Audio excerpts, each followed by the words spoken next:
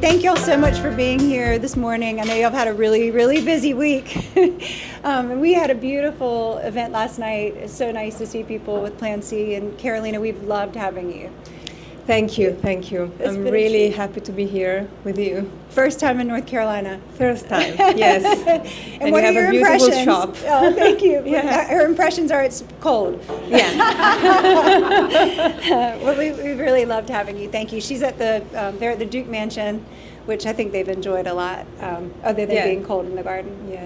It's very nice. And we have the Italians here to support if Carolina, Celeste and Leslie, in case I speak too quickly and my English is not understood.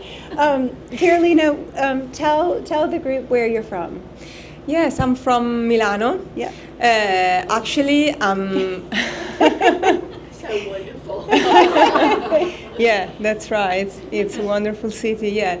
Actually, to tell you the truth, I'm half Swiss and half Italian because my mother comes from Lugano, Switzerland, and but I'm Italian. I'm really Milanese. Yeah.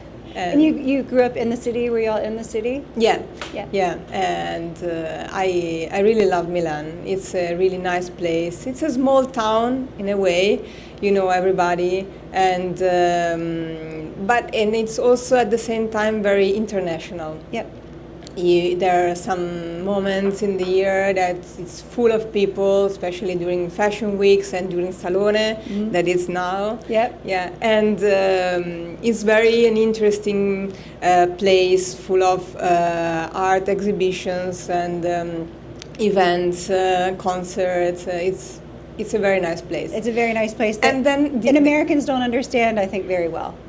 You know, I mean, I think it doesn't look like Rome or Florence, and so I think that Americans have a hard time understanding it a little bit. That's true, because when you arrive and you go around, it's not so nice from outside, in a way, I think.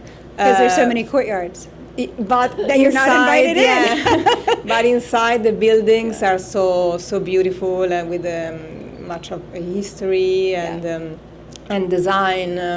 It's very nice. And speaking of, I think you grew up in fashion, many generations, and thinking of architecture, your family's incredible building that was your great-grandparents' atelier. Yeah. The history of my family in business, it started many years ago. Yeah. So my great-grandmother had an atelier.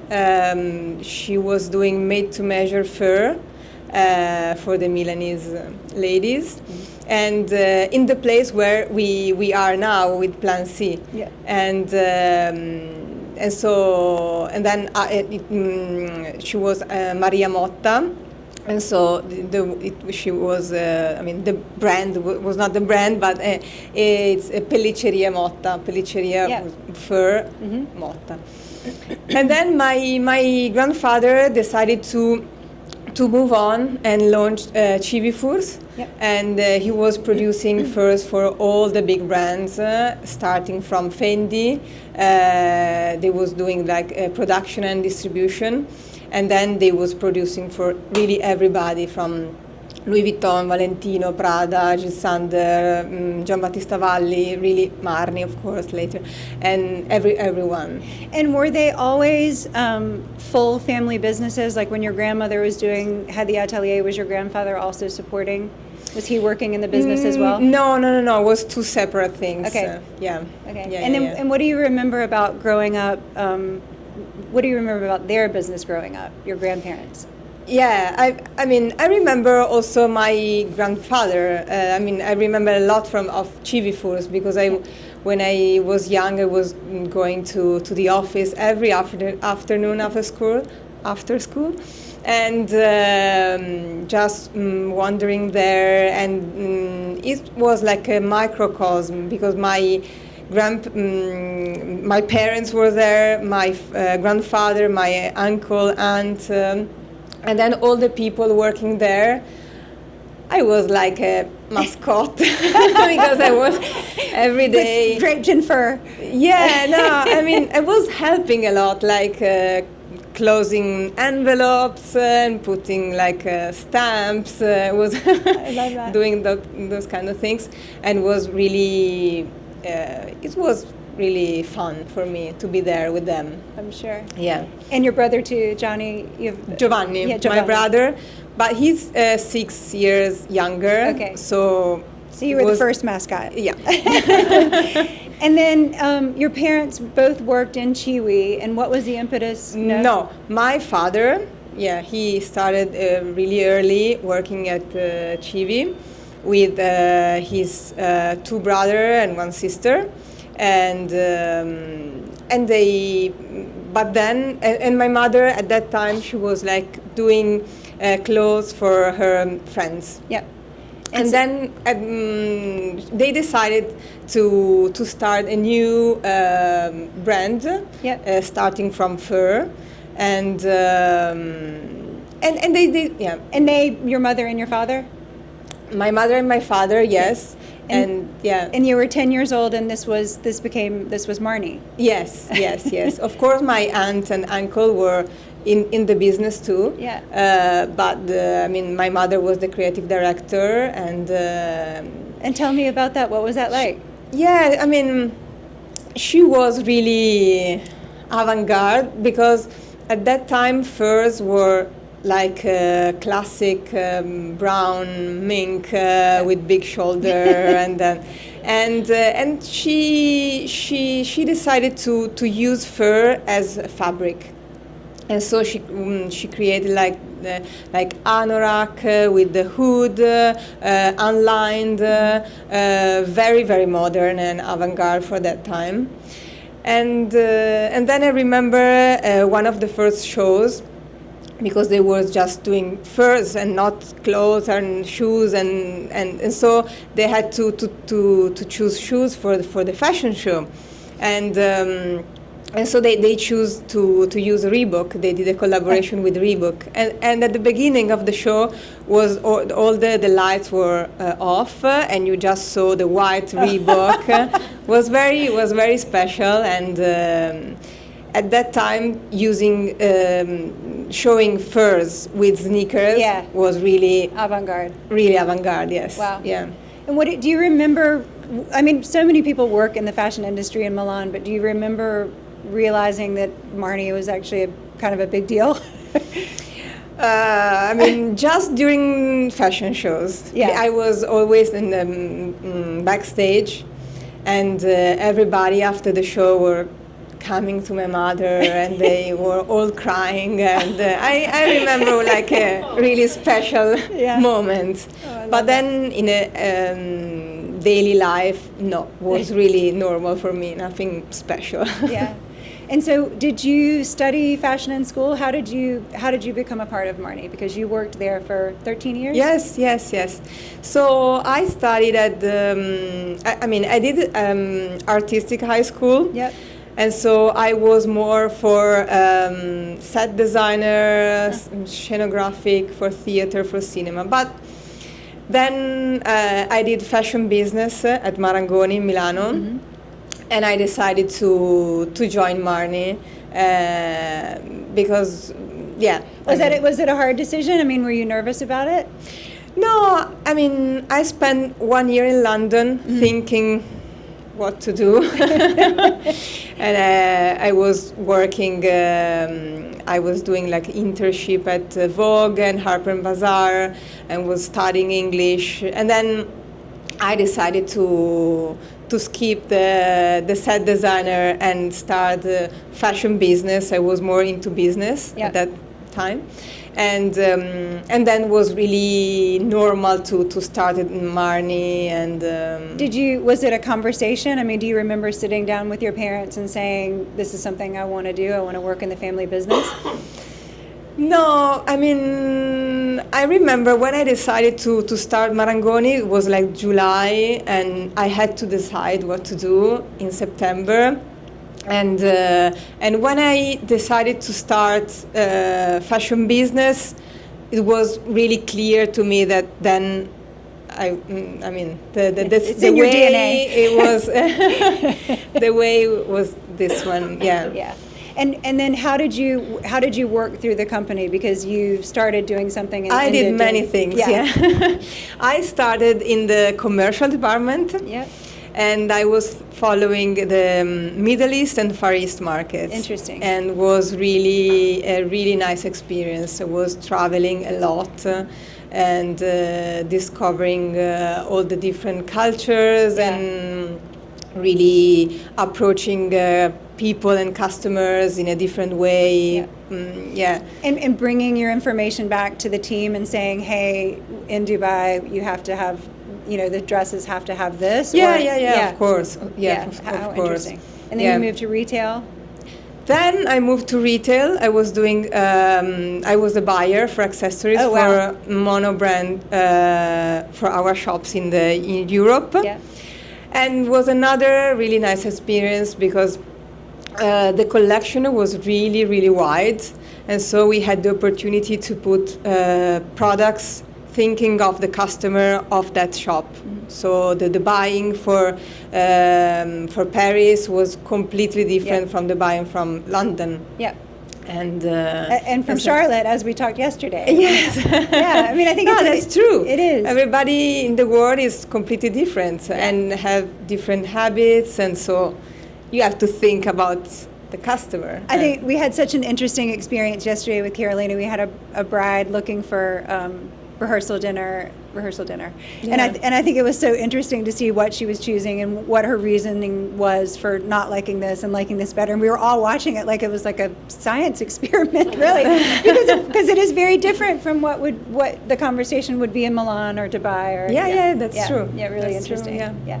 And then from retail went on into the creative part, correct? Yeah. Then after retail, we launched the e-commerce in 2006. Wow. Was a great experience because we were the first one with Yux launching an e-commerce selling the clothes, because everybody was selling just accessories. Right. And so we had to think how to shoot, how to present, the measurements, and everything was to inventing something. And that's fascinating. Yeah. I mean, you were really at the advent of that, the very beginning. Yeah. It's And tell me, what do you think the most important things that you learned at Marni were? I mean, maybe to be very. I think the identity is something really important, and you have to follow your thought and to be. My mother is very instinctive. And so she was working like this, not listening too much what the critics or For example, she always was like in her own world, Yeah, that's we true. were saying that yesterday, that the pieces you have from Marni, like they look like they could be from next year. They're 20 years old, That's true. That's true. And I think Plan C as well. My idea is to have a wardrobe in constant evolution, because when I design one piece, I think if you buy one piece from Plan C, I think you will love for next years, and because it's not seasonal. I mean, it's not. I don't follow the trends. I just follow what I like, and the collection is very personal. Yeah. And. I always tell this story about Albert Elbaz at Lanvin. We saw him do a presentation to the team, 20 years ago, I guess, 15 years ago, and he was saying to his whole commercial team, everything I design is meant to go with everything I have ever designed. That's the whole point. And the team, you could see the commercial team being like, no, we want to sell more. But it's that is a revolutionary exactly what idea. I think. Everything should go back to everything, because if it is truly your aesthetic, it is truly you, then it is always going to be you. Yeah. Even though you continue to change and have new solutions for things. Yeah. For example, this is a jacket from a past season, and I love that. Yeah. What did you learn from your father specifically? My father, when I was young, was constantly repeat there was two rules to follow. The first one was use your brain, and the second one was don't care about people, What other people critics, think. Yeah. and so it was really, to me it was like, okay, I know, I understand, I understood, and but now I can understand that it's it's nice. And your mother rules. specifically, did she tell you anything when you were starting your business? Any advice? Yes, of course. Yeah. Anything that you remember specifically? No, I mean, the nicest thing is that she is our best clients. I mean, her personal order is like a shop order. So. And I'm sure to watch her wear it is interesting too, because it's different than the way probably you would put together as well. Yeah. And so you sold the family business in 2016. 2016, and what was that process like? Was it hard? Difficult? Yeah, it was hard. Painful. Yes. Yeah. You first sold off 70% of it or something, and then you sold the rest of the entire thing? Yeah, we sold in 2013 and one part, and then 2016 the 100%. Yeah. Did the family talk about how hard it was? Did you have conversations about how emotional it was? After we sold? Yeah. Or during the process? I mean, because I think it's like, I think successful people, I think you think the goal of business is to be so successful that you could sell your business, but then you sell your business and you're like, oh wait, what am I actually going to do? That was what I was doing. You know? Yeah.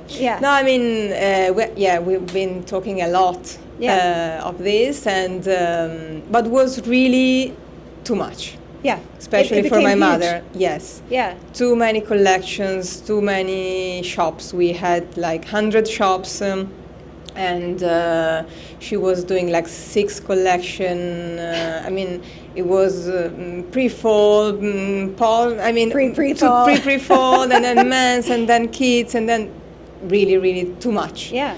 And so yeah. Do you remember her ever regretting it, or saying your father or your mother saying they regretted selling it? No. I mean, when you decide one thing, then you go. Then you go on, move on. Yeah. And so, how long after that was it that you started your own business, started Plan C? Yeah, I mean, after we sold, I had like we had 18 months of thinking, and and were you missing it? I mean, what did you? Yes, because I was doing a fun job. Yeah. Following all the special projects around the world. I've been doing really nice projects, and in Milan, the flower market, and then in Hong Kong, in Tokyo, and then we for the 20th anniversary, and we did in Venice for the Biennale. So was really fun. Yeah. And but our idea is to start again in our way, a small family business, and grow little by little, and share. I mean, work and life. And have more of a balance than 100 shops. Yeah. So what does success look like for you for Plan C? What would make it feel like it were successful? I mean, it has been really a tough period, because when we started was really booming. At the beginning was really we sold a lot. Yeah. And but then after 1 year, there was like COVID, and then the wars, and then the fashion crisis, and really everything is now. And I mean, I think fashion's like, I think the world is like that, but I think fashion is like that. You just sort of keep getting knocked down, and you have to be like, I'm gonna get up. I'm gonna do this tomorrow. Yeah. But we are a family business, and we work for the future, and so we invest a lot, and we trust on our view, and we don't want to move following the flow, but just go straight for our way. And I mean, we And your father is working in the business, and your brother. Yeah. And what part of the business are they in, and how are they supportive of you? My father is the CEO, and my brother follow all the operations. Is he tough on you, your father? No, I mean, no. We really work well together, and we have been always working like this. Yeah. So. And so my father, is more on top of everything, and And what are you most proud of your family's legacy in the fashion business?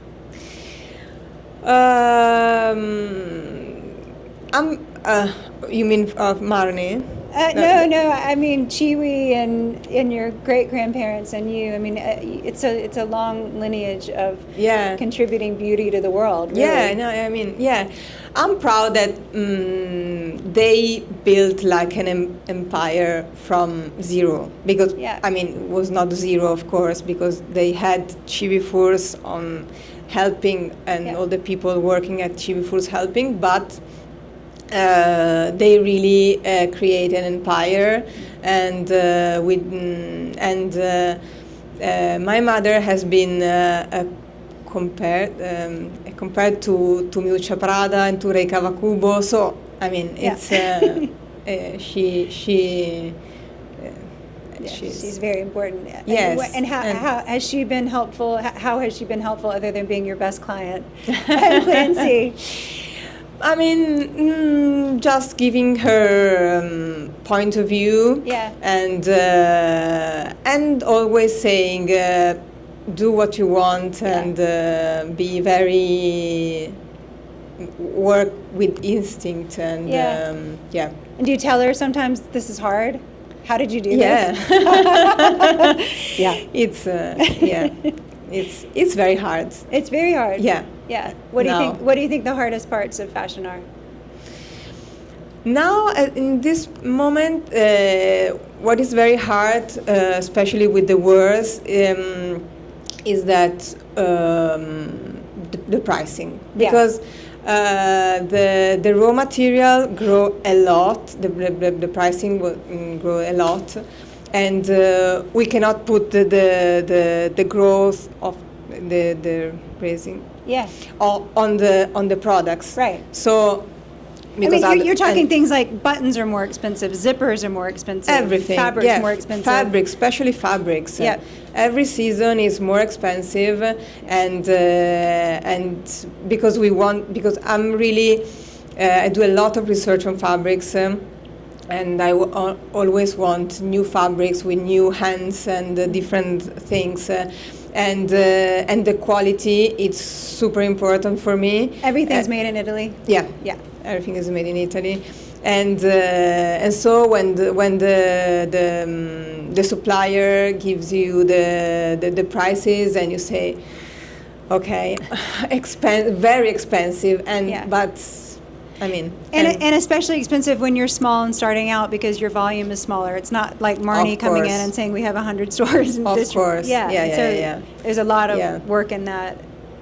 Yeah, less you buy, more the price is higher, and not only that, production, that somebody gets bumped in ahead of you if they have more production, right? Like, you know, Gucci would be ahead of you for cotton shirts because they are producing 100 times the amount of them that you are. Yeah. So, I mean, it's a really complicated industry. And many companies came back to Italy to produce with the wars, and so some of our suppliers said, I'm sorry, we have to produce for them first because they produce a lot.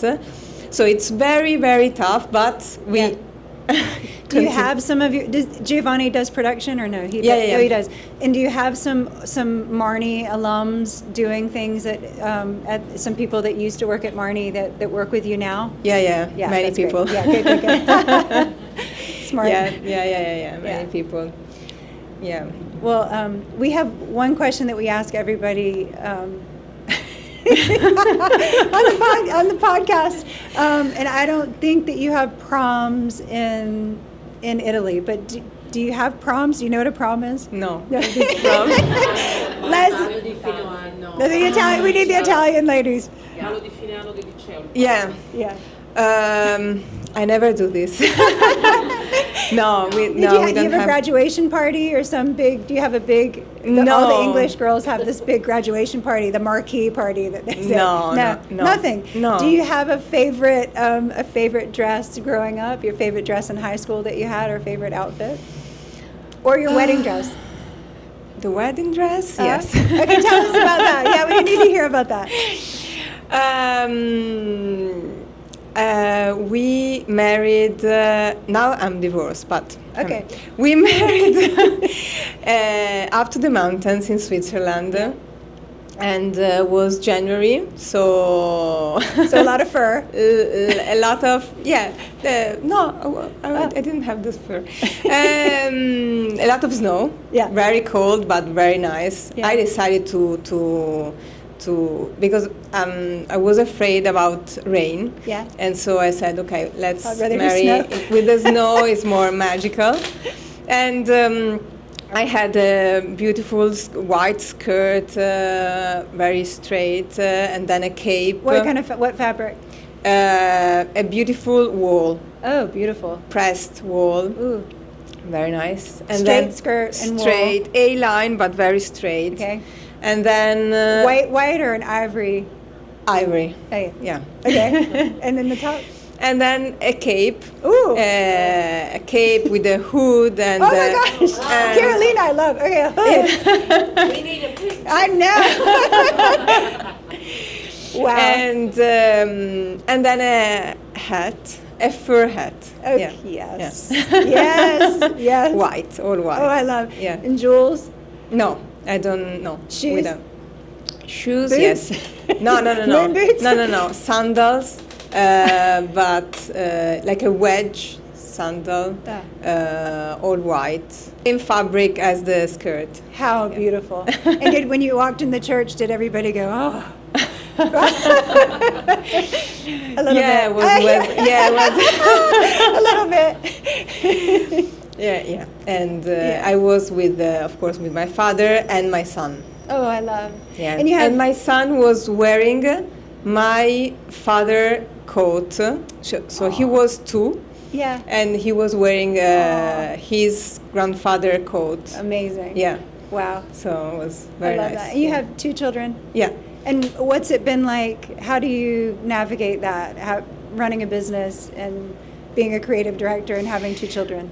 I guess mean, the way your it's- mother did. Yeah, I mean, it's complicated, but I wake up with them. I drive there to school. Mm-hmm. They go to the American school. Ah. Yeah, in Milan. Yeah, and it's a bit far, so it takes half an hour to go there. But it's very nice because we study, we chat, we sing, we do many things in this. They tell you half a an lot hour. in the car, I think. They tell you Yeah. more in the car than they do A anywhere lot, else. yes. Yeah. More in the morning than in the Exactly. evening at dinner. True. Yeah. So true. And did they come to the atelier after school? They like you did? No. No.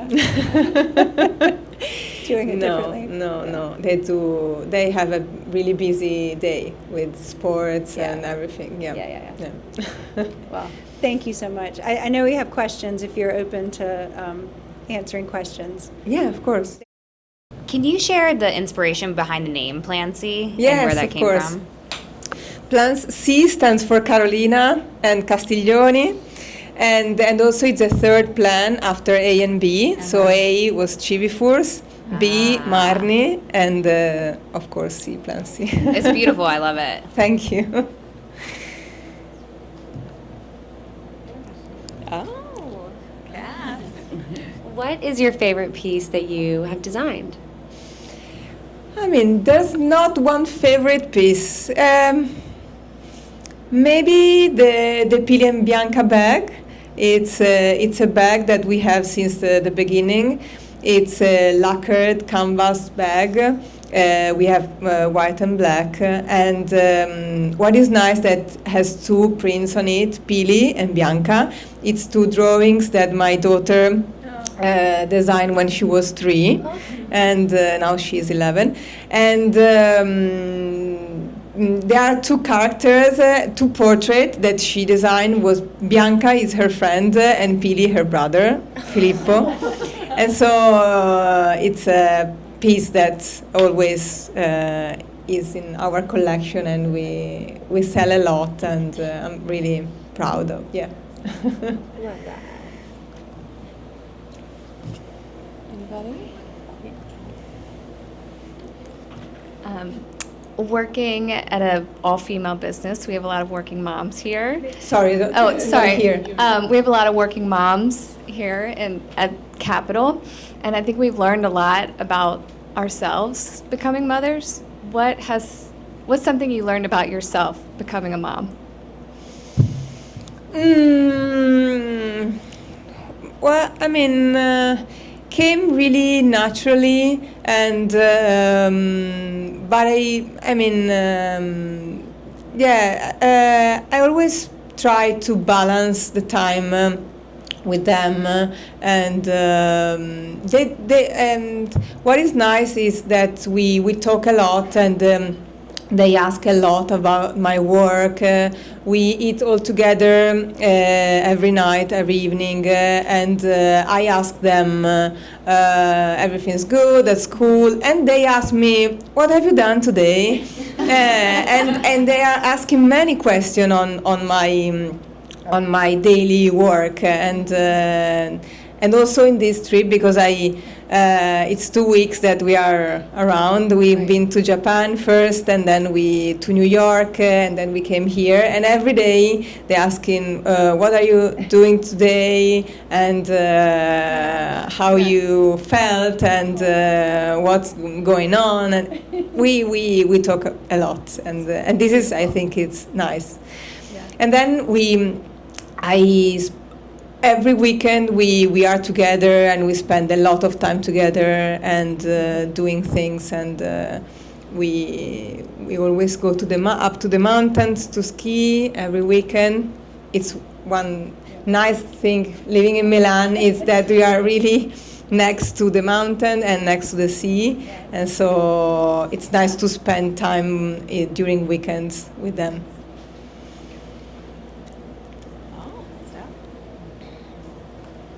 Kind of the same genre, but growing up in a family business, and now, being such a part of that, do you have, in having that balance, is business and being such a creative, is it kind of a constant, or do you is there any way that you kind of ever try to turn it off?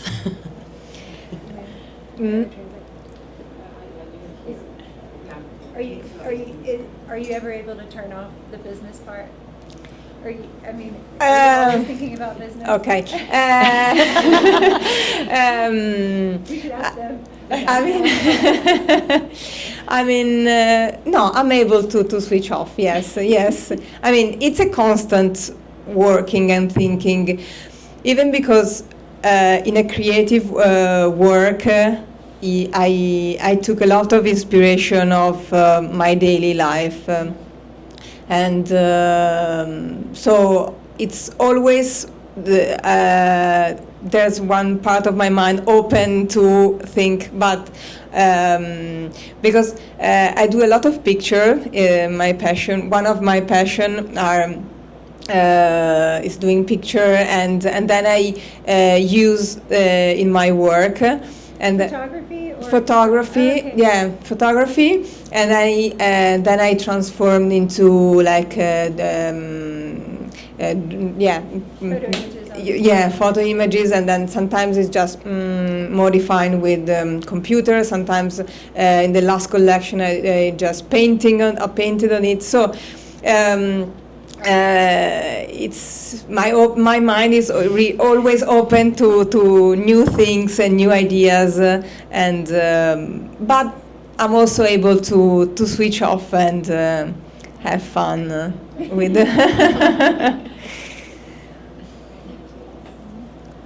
Have either of your children shown interest in the fashion industry, or are they kind of doing their own thing and paving their own way? No, they're not much interested in fashion. Yeah, more sports and no, they're interested about my work, but not about fashion.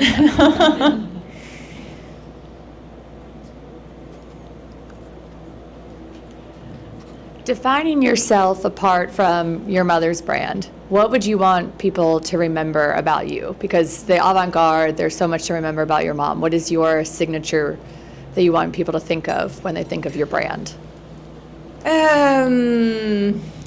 Maybe that we create, I create like pieces that are really for every day, and you can, but special, where you feel really different and special, but very easy to wear every day. Yeah. Thank you, Carolina, so much. Thank First you. podcast. What We Wore is produced by Capital and Balto Creative Media. The original song, Someone So Enchanting, was composed and performed by Britt Drozda. Please follow us on Instagram at What We Wore Podcast for additional content and show updates.